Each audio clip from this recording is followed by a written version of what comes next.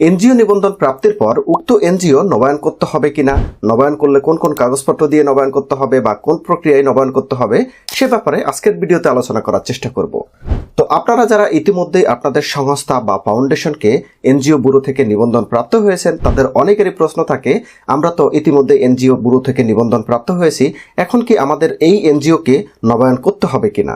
এর উত্তর হচ্ছে হ্যাঁ, আপনাদেরকে এনজিওকে নবায়ন করতে হবে। সেক্ষেত্রে কয় বছর পর পর এনজিও নবায়ন করতে হবে?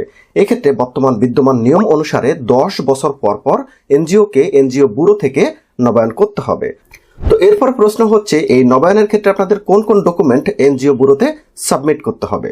তো এক্ষেত্রে প্রথম যে গুরুত্বপূর্ণ ডকুমেন্ট সেটি হচ্ছে আপনাদের যে প্রাথমিক নিবন্ধন প্রাপ্ত হয়েছেন, হতে পারে সেটি আপনারা রেজিস্টার অফ জয়েন্ট স্টক থেকে সোসাইটি, ফাউন্ডেশন বা ট্রাস্টের নিবন্ধন প্রাপ্ত হয়েছেন, কিংবা সমাজসেবা অফিস থেকে যে সংস্থার নিবন্ধন প্রাপ্ত হয়েছেন, যেটি আপনাদের মাদার প্রতিষ্ঠান হোক না কেন, সে সংস্থা বা সে সোসাইটি, ট্রাস্ট বা ফাউন্ডেশনের যে নবায়নের কপি, সেই নবায়নের লাইসেন্সের নবায়নের কপিটি আপনাদেরকে জমা দিতে হবে।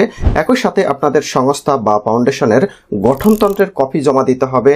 একই সাথে আপনাদের বর্তমান যারা এক্সিকিউটিভ কমিটিতে আছে তাদের কমিটির তালিকাটি জমা দিতে হবে। একই সাথে যারা এই এক্সিকিউটিভ কমিটিতে আছে তাদের প্রত্যেকেরই জাতীয় পরিচয়পত্রের কপি, পাসপোর্ট সাইজের ছবি জমা দিতে হবে।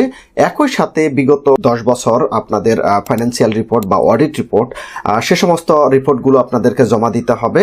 একই সাথে একটি নির্ধারিত, এই নবায়ন বাবদ একটি নির্ধারিত ফি আছে, বর্তমানে ফি হচ্ছে 30,000 টাকা, সাথে 15% ব্যাট। এই তথ্য আপনাদেরকে জমা দিতে হবে। তো এই সমস্ত কাগজপত্রগুলো একত্রিত করে আপনাদেরকে নবায়নের জন্য এনজিও ব্যুরোতে জমা দিতে হবে।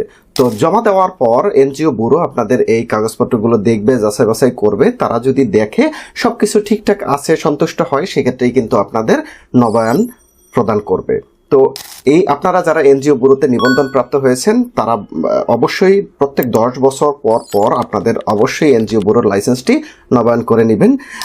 এই সংক্রান্ত ব্যাপারে যদি আপনাদের আরও কোনো প্রশ্ন থাকে সেক্ষেত্রে অবশ্যই আপনারা প্রশ্নটি কমেন্টে করবেন, আমরা উত্তর দেওয়ার চেষ্টা করব। ভিডিও দেখার জন্য সবাইকে ধন্যবাদ। আল্লাহ হাফেজ।